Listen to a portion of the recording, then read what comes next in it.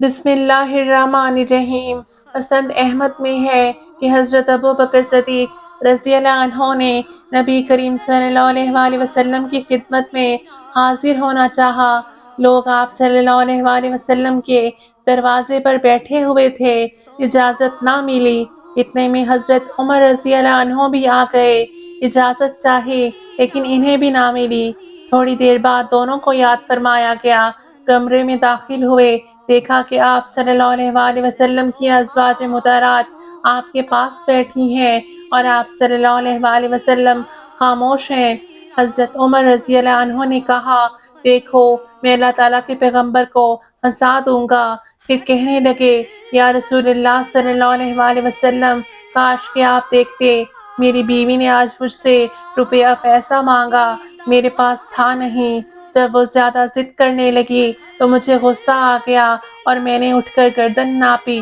یہ سنتے ہی حضور اکرم صلی اللہ علیہ وآلہ وسلم مسکرا دیے اور فرمانے لگے، یہاں بھی یہی قصہ ہے، دیکھو یہ سب بیٹھی مجھ سے مال طلب کر رہی ہیں۔ حضرت ابو بکر صدیق رضی اللہ عنہ حضرت عائشہ صدیقہ رضی اللہ عنہا کی طرف لپکے اور حضرت عمر رضی اللہ عنہ حضرت حفصہ رضی اللہ عنہا کی طرف، اور فرمانے لگے، افسوس تم رسول اللہ صلی اللہ علیہ وآلہ وسلم سے وہ مانگتی ہو جو آپ صلی اللہ علیہ وآلہ وسلم کے پاس نہیں۔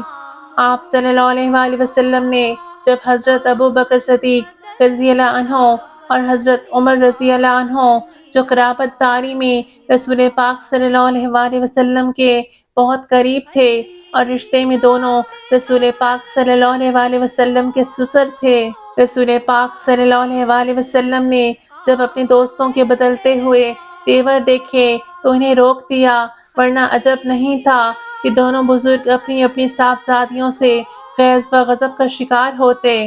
دونوں نے اپنی اپنی دختر کو سمجھایا کہ رسول پاک صلی اللہ علیہ وآلہ وسلم نے اپنی ذات کے لیے کبھی بھی کسی چیز کا مطالبہ نہیں کیا، انہوں نے اسلام پھیلانے کی خاطر ہر ظلم کو برداشت کیا اور بے شک اللہ تعالیٰ ان کی مدد کرنے والا ہے۔ یہ سن کر دونوں بیویاں نادم ہوئیں اور کہنے لگیں، یا رسول اللہ صلی اللہ علیہ وآلہ وسلم، ہم سے سنگین غلطی ہوئی، اب ہم حضور پاک صلی اللہ علیہ وآلہ وسلم کو ہرگز اس طرح تنگ نہیں کریں گی۔ اللہ پاک ہم سب کو دین حق پر چلنے کی توفیق عطا فرمائے۔ اللہ پاک ہم سب کے لیے اپنی رحمت کے در کھول دے، آمین۔